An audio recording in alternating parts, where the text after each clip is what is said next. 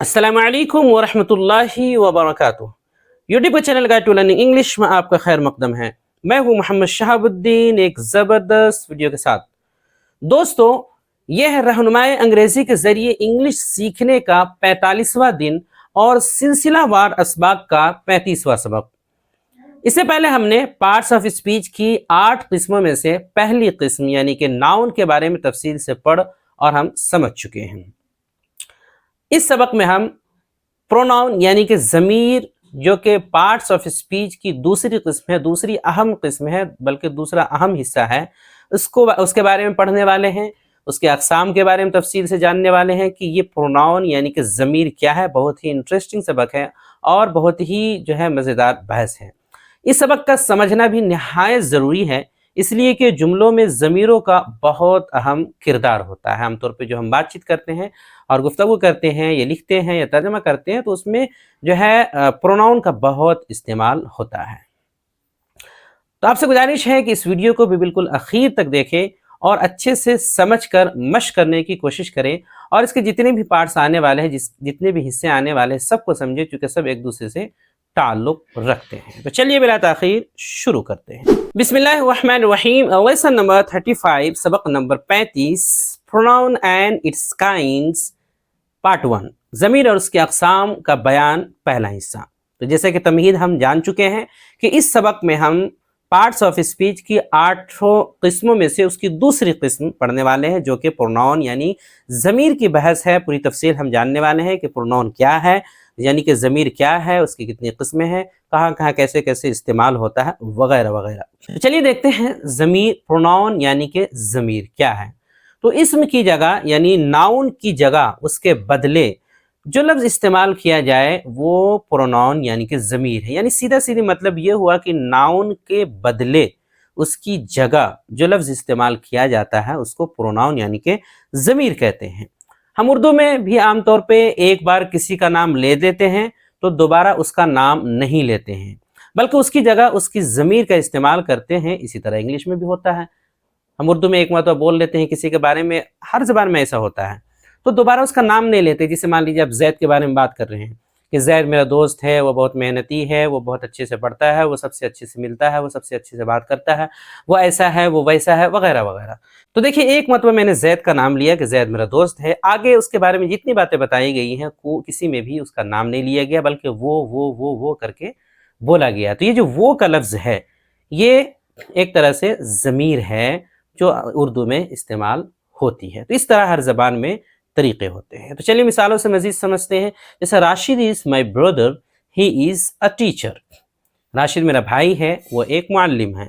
तो इसमें उर्दू में जो वो का लफ्ज़ है जो राशिद की जगह आया है, राशिद के बारे में बात हो रही है कि वो मेरा भाई है, अब उसी के बारे में बोल रहे हैं कि वो एक मुअल्लिम यानी कि उस्ताद है। तो ये वो का लफ्ज़ क्या हुआ? ज़मीर है। इसी को प्रोनाउन कहते हैं। इंग्लिश में Rashid is my brother, he is a teacher. तो राशिद क्या है? नाम है। इसके बदले यहाँ आ रहा है ही इज़ अ टीचर। तो यहाँ ही का लफ्ज़ क्या है? प्रोनाउन यानी कि ज़मीर है। इस तरह दूसरी मिसाल है, मेरे पास एक कलम है, वो बहुत कीमती है। I have a pen, it is very costly. अब इसमें उर्दू में देखिए कि कलम की बात हो रही है कि मेरे पास एक कलम है। अब उसी कलम के बारे में बोल रहे हैं कि वो बहुत कीमती है, वो कलम जिसका भी तज़किरा गुजरा है वो बहुत कीमती है। तो कलम का एक बार जिक्र हुआ, दोबारा उसका नाम नहीं लिए बल्कि वो बोल रहे हैं। उस तरह इंग्लिश में I have a pen, pen एक मतलब बोल दिया गया। अब आगे इट ला रहे हैं कि वो कलम जिसकी बात हुई है कि मेरे पास है वो बहुत कीमती है। तो इट लाया गया है, ये क्या है? ज़मीर है, प्रोनाउन जो कि पेन के बदले, पेन की जगह उसको बताने के लिए इस्तेमाल किया गया है। तो इस तरह और भी बहुत सारे होते हैं जो इस्तेमाल किए जाते हैं किसी नाउन के बदले में, किसी इसम के बदले में, उसी को कहते हैं प्रोनाउन यानी कि ज़मीर। आपको पहले भी प्रोनाउन के बारे में कुछ कुछ बताया जा चुका है। सबक नंबर 13 में हमने I, we, you, they, he, she, it, me, us, them, him, her, its, इस तरह जो है और भी जो है सबक नंबर 7 में भी इस तरह जो है समझाया गया है। वहाँ पर जुमला जो आसान अंदाज में बनाने का तरीका बताया गया, उन सब में जो है ये सब अल्फाज आ चुके हैं, कुछ हद तक समझाया जा चुका है, लेकिन अब तफसील से आपको एक एक चीज़ बताई जाएगी। तो चलिए देखते हैं। अब जानते हैं सबसे पहले काइंड्स ऑफ प्रोनाउन यानी ज़मीर के अक़साम ये जो प्रोनाउन है वो उसकी कितनी किस्में होती हैं, क्या एक ही किस्म होती है या और भी इसके टाइप्स निकलते हैं? तो हाँ, इसके कई किस्में निकलती हैं। आमतौर पे प्रोनाउन यानी ज़मीर की 8 किस्में बयान की जाती हैं, यानी कि इसकी 8 किस्में बयान की जाएंगी। पहला है पर्सनल प्रोनाउन यानी ज़मीर शख्सी, इसी तरह डिमोन्स्ट्रेटिव प्रोनाउन, ज़मीर इशारी, रिफ्लेक्टिव प्रोनाउन, ज़मीर माकूस, एम्फेटिक प्रोनाउन यानी कि ज़मीर ताकीदी, इंट्रोगेटिव प्रोनाउन, ज़मीर इस्तिफ़हामी, रिलेटिव प्रोनाउन, ज़मीर मौसूली, इंडेफिनिट प्रोनाउन, ज़मीर तनकीरी, डिस्ट्रीब्यूटिव प्रोनाउन, ज़मीर तक़सीमी।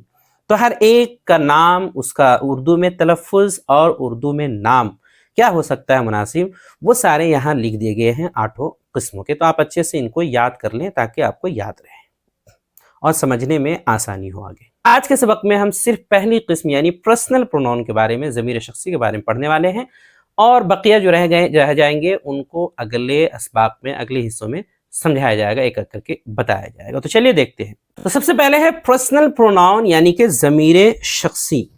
ये क्या होता है? ज़मीर तो बहुत तरह की होती है, उसमें से पहला है पर्सनल प्रोनाउन ज़मीर शख्सी। इसका मतलब क्या है? वो ज़मीर जो फ़ाइल या किसी ख़ास शख्स या ख़ास जगह या ख़ास ज़ात को बताने के लिए इस्तेमाल हो, उसे कहते हैं पर्सनल प्रोनाउन। यानी कि ये फ़ाइल बनता है या किसी ख़ास शख्स या फिर ख़ास जगह या ख़ास ज़ात, इनमें से किसी को भी बताने के लिए इस्तेमाल हो, उसको कहते हैं पर्सनल प्रोनाउन। जैसे मिसालों से समझते हैं, मैं एक तालिबे इल्म हूँ, आई एम अ स्टूडेंट, इसमें देखिए आई। इसी तरह आप एक उस्ताज हैं, यू आर अ टीचर, इसमें यू। इस तरह ये एक आरामदेह कुर्सी है, it is a comfortable chair, comfortable chair. तो यहाँ इट ये क्या है? पर्सनल प्रोनाउन है। तो पहले में आई, दूसरे में यू और तीसरे में इट, ये सारे के सारे क्या हैं? पर्सनल प्रोनाउन है, ज़मीर शख्सी है। क्यों? इसलिए कि इनसे ख़ास शख्स, ख़ास चीज़ या फिर जो है एक तरह से ख़ास जगह का पता चल रहा है। तो ख़ास शख्स यानी कि आई, मैं, यू आदमी, तुम, ये भी ख़ास हो गए, और it is a comfortable chair, एक ख़ास चीज़ के बारे में पता चल रहा है। तो ये तीनों के तीनों क्या हो गए? Personal pronoun. और मज़ीद मिसालों से इनको समझेंगे हम, और भी इसकी किस्में आती हैं। तो इतना काफ़ी है समझने के लिए कि यहाँ आई है, यू है, इट है, ये के सारे क्या हैं? पर्सनल यानी कि पर्सनल प्रोनाउन ज़मीर शख्सी हैं। अब ये जो पर्सनल प्रोनाउन है इसकी भी किस्में होती हैं, तो चलिए उसको देख लेते हैं, तो बात वाज़ेह और हो जाएगी। काइंड्स ऑफ पर्सनल प्रोनाउन, ज़मीर शख्सी के अक़साम। ये जो पर्सनल प्रोनाउन है इसकी भी किस्में होती हैं। तो ज़मीर शख्सी की 3 किस्में हैं। ज़मीर शख्सी यानी पर्सनल प्रोनाउन की भी 3 किस्में हैं। पहले को कहते हैं फर्स्ट पर्सन यानी मुतकल्लिम, दूसरा है सेकंड पर्सन यानी कि मुखातब या हाजिर, और तीसरा है थर्ड पर्सन यानी कि गायब। अब ये एक तरह से इस्तिलाह है, इसको ऐसे समझेंगे तो मुश्किल होगा, जब तक मिसालों से समझाया ना जाए तब तक बात वाज़ेह नहीं होती है। तो नाम कम से कम याद कर ले, फर्स्ट पर्सन, मुतकल्लिम, सेकंड पर्सन, मुखातब, थर्ड पर्सन, गायब। चलिए एक एक करके समझते हैं। फर्स्ट पर्सन का मतलब क्या हुआ? पहला यानी कि जो शख्स बात कर रहा हो, जैसे किसी से भी बात करेंगे आप, तो एक आदमी तो होगा जो बात कर रहा होगा, तो जो बात कर रहा हो उसको कहते हैं फर्स्ट पर्सन, पहला आदमी। इसमें आई और वी ये 2 ज़मीर हैं, 2 प्रोनाउन, इनका इस्तेमाल होता है, ये शुमार होता है। दूसरा है जिससे बात हो रही है, यानी आप बात कर रहे हैं, एक हो गया जो पहला आदमी है मुतकल्लिम। दूसरा जिससे बात हो रही होगी, सामने कोई तो होगा जिससे बात हो रही होगी, जिसको मुखातब कहते हैं, तो उसको कहेंगे सेकंड पर्सन। मुखातब या हाजिर दोनों में से कोई भी नाम दे सकते हैं, इंग्लिश में सेकंड पर्सन कहते हैं। इसके अंदर इंग्लिश का सिर्फ एक लफ्ज़ है यू, ये ज़मीर है प्रोनाउन, इसका शुमार होता है, बस यही एक मुखातब में शुमार होता है। चलिए आगे देखते हैं। तीसरा होता है मुतकल्लिम और मुखातब के बीच जिस तीसरे के बारे में बात हो रही है, जैसे मैं बात कर रहा हूं आपसे, तो मैं हो गया मुतकल्लिम, आपसे बात हो रही है, आप मुखातब। अब जिसके बारे में बात हो रही होगी, एक तीसरा होगा ना जिसके बारे में हम बात करेंगे, चाहे आदमी होगा, जानवर होगा, चीज होगी, कुछ भी जिसके बारे में बात कर रहे होंगे, उसी तीसरे को थर्ड पर्सन यानी कि गायब कहते हैं। उर्दू में गायब कहते हैं, इंग्लिश में थर्ड पर्सन कहते हैं। तो मुतकल्लिम और मुखातब के अलावा जो भी हो, चाहे जिसके बारे में भी बात कर रहे हो, चाहे वो बगल में हो, उससे फर्क नहीं पड़ता। मुतकल्लिम और मुखातब के अलावा जो भी हो उन सबको गायब ही कहते हैं, थर्ड पर्सन ही कहते हैं। इसके अंदर आपका ही, शी, इट और दे, इन चारों का शुमार होता है। दे का, इट का, ये शी का और ही का, ये चारों है, इनका शुमार इस तीसरे वाले के अंदर होता है। यानी इन ज़माइर को थर्ड पर्सन के तौर पर इस्तेमाल किया जाता है। यानी कि इसमें 7 ज़मीरें आ गई हैं। 7, एक तो आई है, वी है, यू है, दे है, ही, शी, इट। ये इससे पहले सबक नंबर 7 में भी आपको याद करवाया गया था। तो I, we, you, they, he, she, it ये पर्सनल प्रोनाउन है, 7 हैं। तो सबको बता दिया गया कि आई, वी ये आपका जो है फर्स्ट पर्सन में आता है और यू सेकंड पर्सन में आता है। उसके अलावा जो भी बच गए हैं ही, शी, इट और दे, ये सारे के सारे थर्ड पर्सन यानी तीसरे वाले में आते हैं। अब चलिए इसको एक मिसाल से समझते हैं। जैसे कि मान लीजिए मैं आपसे अब्दुल्ला या किसी भी तीसरे शख्स के बारे में कुछ बात कर रहा हूं। मैं आपसे बात कर रहा हूं अब्दुल्ला के बारे में या किसी भी शख्स के बारे में बात कर रहा हूं। तो यहाँ पे मैं यानी कि आई का जो लफ्ज होगा, मैं बात कर रहा हूं तो वहीं के लिए आई आता है। ये हो गया आपका फर्स्ट पर्सन यानी मुतकल्लिम, ठीक है। उसके बाद आपसे बात कर रहे हैं तो आपके लिए क्या आता है, यू। तो यू जो ज़मीर है ये हो गया, ये ज़मीर हो जाएगी सेकंड पर्सन यानी कि हाजिर या मुखातब। आपके लिए जो इस्तेमाल होगा जो लफ्ज वो यू है इंग्लिश में एक ही, ये हो जाएगा सेकंड पर्सन यानी हाजिर या मुखातब। अब चूंकि अब्दुल्ला के बारे में बात कर रहे हैं या किसी के बारे में भी, या किसी चीज के बारे में जो बात हो रही है वो हो जाएगा थर्ड पर्सन यानी कि गायब, तीसरा। अब वो जिसके बारे में बात कर रहे हैं वो एक हो या एक से जायद हो, इससे फर्क नहीं पड़ता, वो तीसरा ही कहलाएगा, थर्ड पर्सन ही कहलाएगा उसको, चाहे वो बगल में बैठा हो, उससे फर्क नहीं पड़ता, वो तीसरा ही कहलाएगा। क्योंकि फर्स्ट पर्सन बोलने वाला, मैं आपसे बात कर रहा हूं तो आप हो गए सेकंड पर्सन। अब जिसके बारे में भी बात करेंगे, चाहे वो जो भी हो, जहां भी हो, वो थर्ड पर्सन यानी गायब ही कहलाएगा। अब चलिए ये समझते हैं, ये जो पर्सनल प्रोनाउन होते हैं इसकी मुख्तलिफ शक्लें होती हैं। तो different forms of personal pronoun, ज़मीर शख्सी की मुख्तलिफ शक्लें होती हैं, यानी कि वो अलग अलग जगह में आने से वो शक्ल उसकी बदल जाती है। रहता है तो एक ही तरह समझिए, एक ही चीज़ है, लेकिन जैसे अलग अलग हालत में आने से, इससे पहले हमने केस पढ़ा, तो उसी केस के हिसाब से, हालत के हिसाब से अलग अलग हालत में अगर वो आता है, कभी फ़ाइली हालत में है, कभी मफ़ूली हालत में है, कभी जो है इज़ाफ़ी हालत में, तो अलग अलग हालत में आने की वजह से उसकी शक्ल बदलते रहती है। तो वो देख लेते हैं। तो अभी जैसे हमने बताया कि आपने केस यानी हालत पढ़ ही लिया है, समझ ही लिया है। हालत 3 तरह की होती है, फ़ाइली होती है यानी कि सब्जेक्टिव होती है, इसी तरह मफ़ूली यानी कि ऑब्जेक्टिव, और इज़ाफ़ी यानी कि पॉसेसिव। तो अब आपको याद रखना है कि इन तीनों हालतें में, ये जो हालतों के अंदर ये जो पर्सनल प्रोनाउन है ज़मीर शख्सी, इसकी शक्लें बदल जाती हैं। एक हालत में अलग है, दूसरी हालत में उसी का दूसरा हो जाएगा, तीसरी हालत में उसी का तीसरा हो जाएगा। यानी हर जगह अलग अलग शक्लें होती हैं।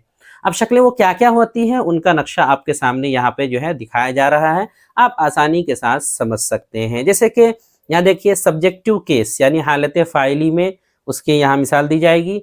वही ऑब्जेक्टिव केस में हालत मफूली में क्या बन के आएगा वो यहाँ मिसाल है। पॉसेसिव केस यानी कि हालत इजाफी में उसी की क्या शक्ल होगी वो आप यहाँ नक्शे में देख सकते हैं। तो जैसे आई है, आई के माना मैं होता है, ये सब्जेक्टिव हो गया, फाइली हालत में फाइल सब्जेक्ट बनेगा तो आई रहेगा। लेकिन उसी को अगर ऑब्जेक्टिव में लाना है, आपको मफूली में लाना है यानी वर्ब के बाद बना करके ऑब्जेक्ट, तो वही आई मी हो जाएगा। उसके लिए वहां पे मी आएगा और उसका माना हो जाएगा मुझे। और अगर वही पॉसेसिव केस में आएगा यानी हालत इजाफी में आएगा तो वही उसकी जगह जो है माई या माइन का इस्तेमाल होगा और इसका माना होगा मेरा। माई और माइन दोनों आता है, इनके दरमियान क्या फ़र्क है, कैसे इस्तेमाल होता है, ये भी हम सबक नंबर 13 में जो है पढ़ चुके हैं और सारी चीज़ें हम समझ चुके हैं। बस ये थोड़ी बहुत वजाहत आगे आ रही है।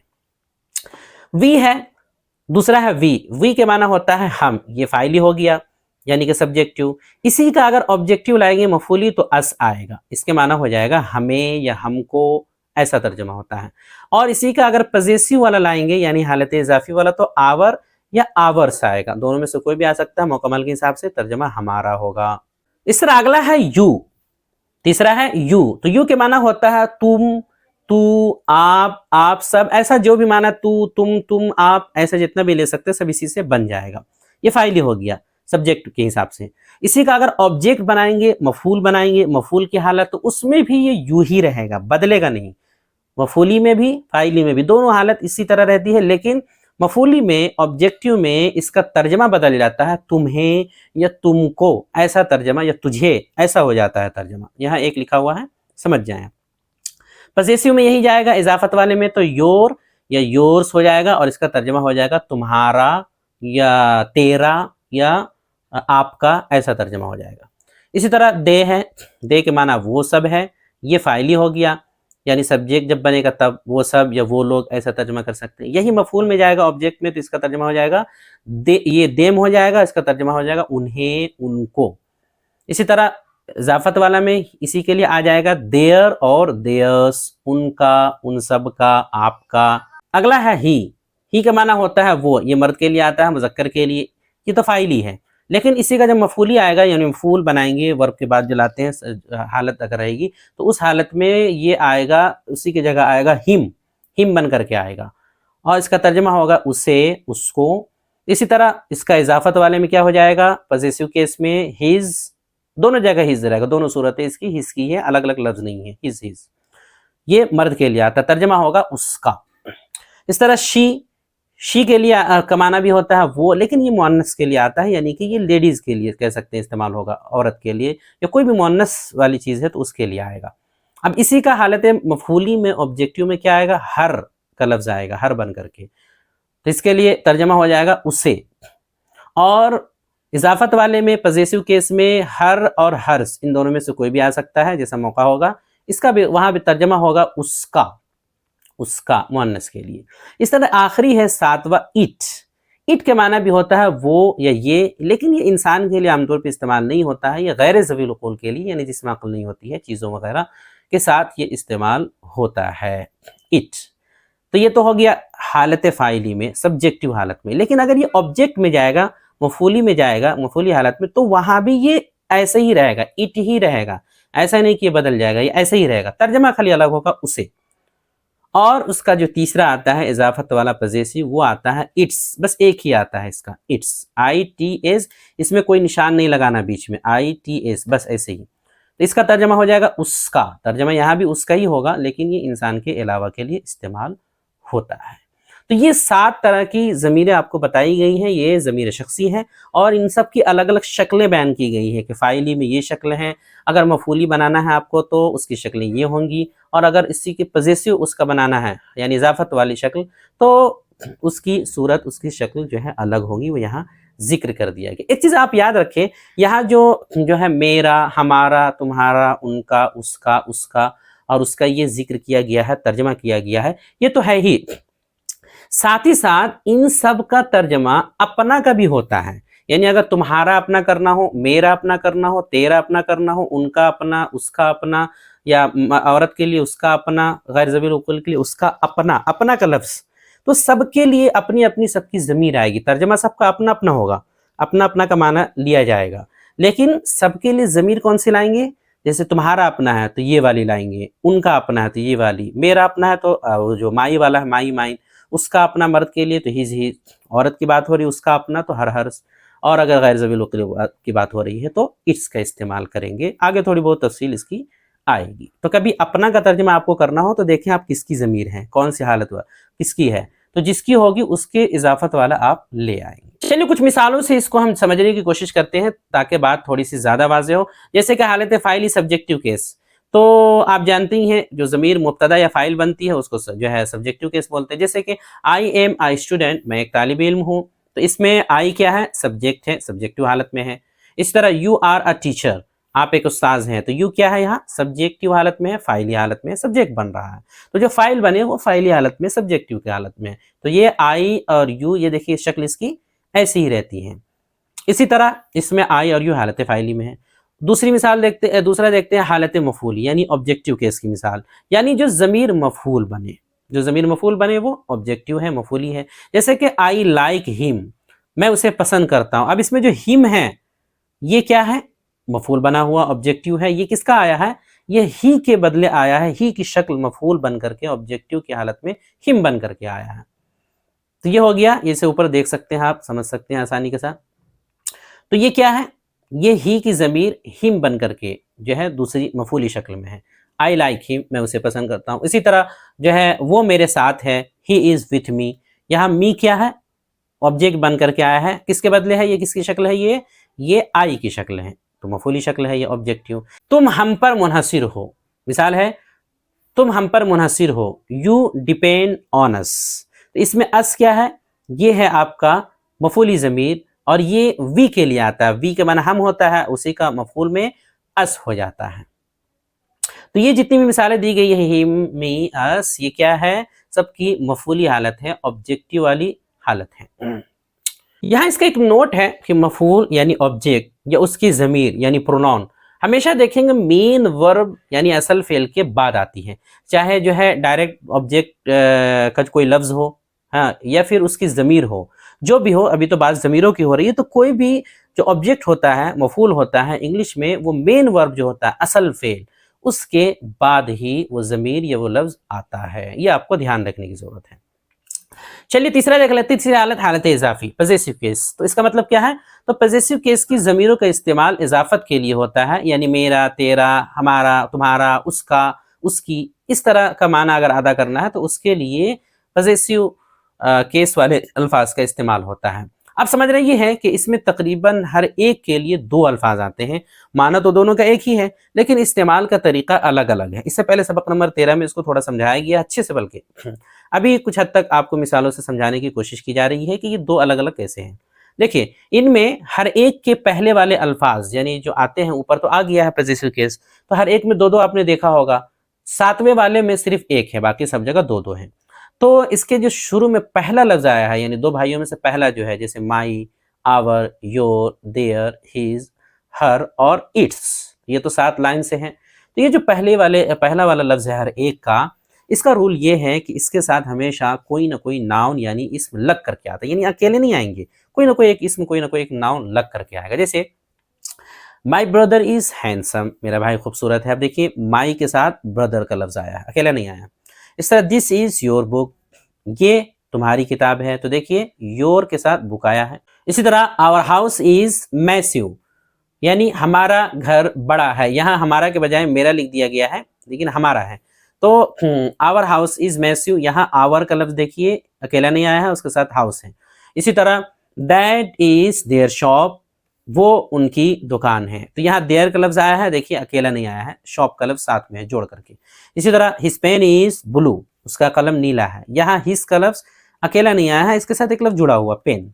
इसी तरह उसकी घड़ी बहुत महंगी है, हर वॉच इज टू एक्सपेंसिव या सो एक्सपेंसिव, तो हर का लफ्ज देखिए यहाँ अकेला नहीं आया है, इसके साथ वॉच का लफ्ज आया हुआ है। तो ऐसे देखिए जितनी भी मिसालें दी गई हैं, माई है, योर है, आवर है, इसी तरह जो है देयर है, हिज है, हर है, इन सब के साथ कोई ना कोई लफ्ज जुड़ा हुआ है, अकेले नहीं है, तो ये जोड़े में इस्तेमाल होते हैं। इसी तरह एक आखिरी मिसाल है, इट्स कवर इज रेड, उसका कवर यानी कि गिलाफ सुर्ख है।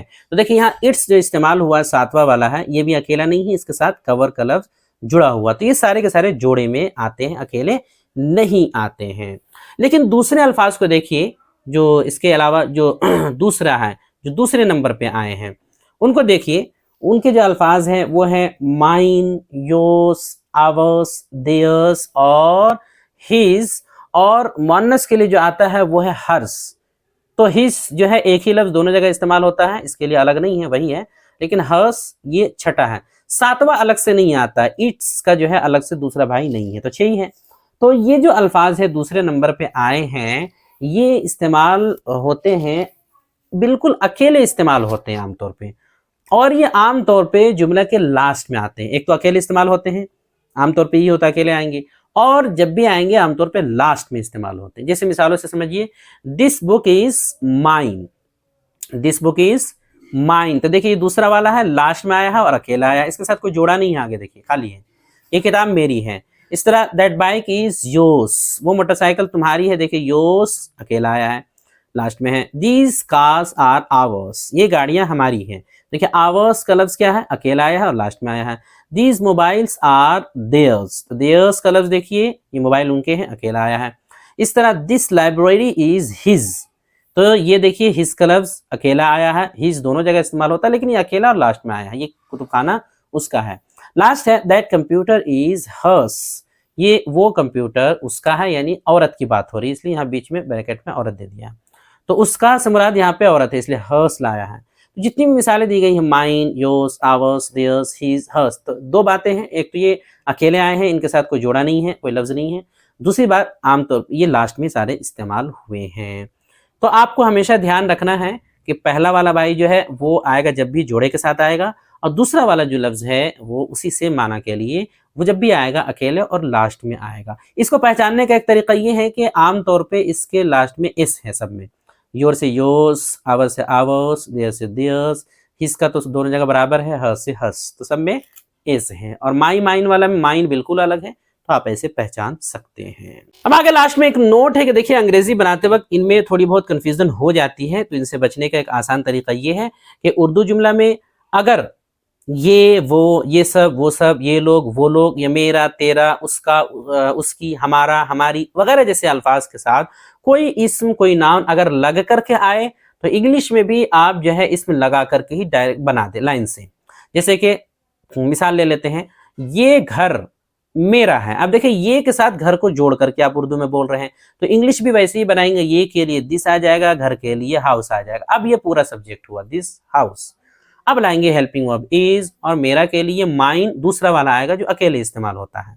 लेकिन अगर जो है इसमें लग करके उर्दू में इस्तेमाल ना हो, वो ये वो सब या मेरा तेरा, इन सब के साथ कोई लफ्ज जुड़ा हुआ ना हो, उर्दू में अकेला हो, ठीक है, अकेला हो, तब जैसे उर्दू में है वैसे ही आपको अकेला इस्तेमाल करना है। जैसे देखिए ये मेरा घर है, उसी को हमने दूसरे अंदाज में बोल दिया कि ये मेरा घर है। अब देखिए ये के साथ कोई लफ्ज जुड़ा हुआ नहीं है, तो इंग्लिश कैसे बनाएंगे, अकेले ही बनाएंगे। ये के लिए दिस, चूंकि कोई लफ्ज जुड़ा हुआ नहीं है इसमें, तो यहाँ फौरन हेल्पिंग वर्ब ले आएंगे दिस इज। उसके बाद मेरा घर है आगे, तो माई हाउस आ जाएगा। अब चूंकि मेरा घर जोड़े में आया है, तो मेरा के लिए दूसरा वो पहला वाला भाई जो है माई वो लाएंगे जो जोड़े में इस्तेमाल होता है।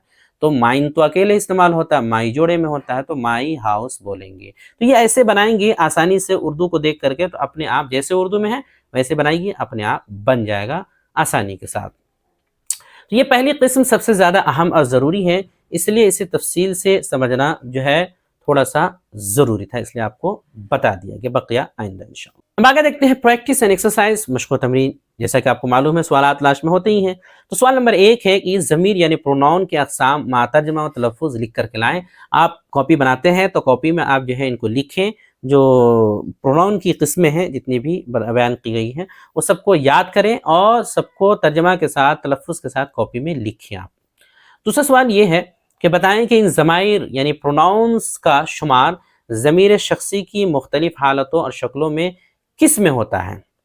यानी अभी हमने आपको जो है मुख्तलिफ शक्लें बयान की हैं ज़मीर शख्सी की, यानी पर्सनल प्रोनाउन की मुख्तलिफ हालतों में और शक्लें बयान की है कि कैसे कैसे शक्लें होती हैं। तो इनके अंदर पहचान करके बताना है कि ये कौन सी शक्ल है, इससे ताल्लुक़ रखता है कौन सी हालत से, ये किस हालत से, ये किस हालत से, ये सब का बताइए कि फ़ाइली है, मफ़ूली है या इज़ाफ़ी है, यानी सब्जेक्टिव है या ऑब्जेक्टिव है या पॉसेसिव है, किस हालत से ताल्लुक़ रखते हैं, ये किस हालत में है। आराम से आप बता सकते हैं अगर सबक आप समझ जाएंगे। तीसरा है सवाल नंबर 3 कि गायब यानी थर्ड पर्सन जो होता है जिसको हम थर्ड पर्सन बोलते हैं, तो थर्ड पर्सन में इनमें से कौन कौन सी ज़मीरें आती हैं।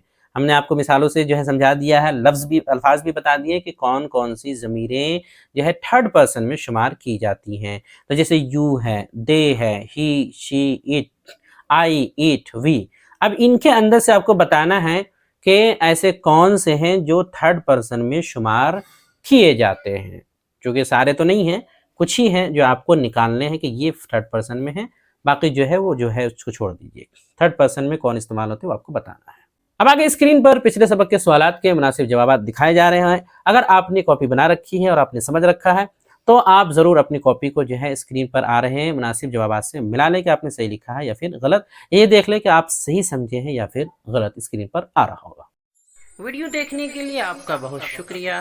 चैनल को सब्सक्राइब करें, स्क्रीन पे आ रही ये वीडियो जरूर देखें। अस्सलाम वालेकुम व रहमतुल्लाहि व बरकातुहू।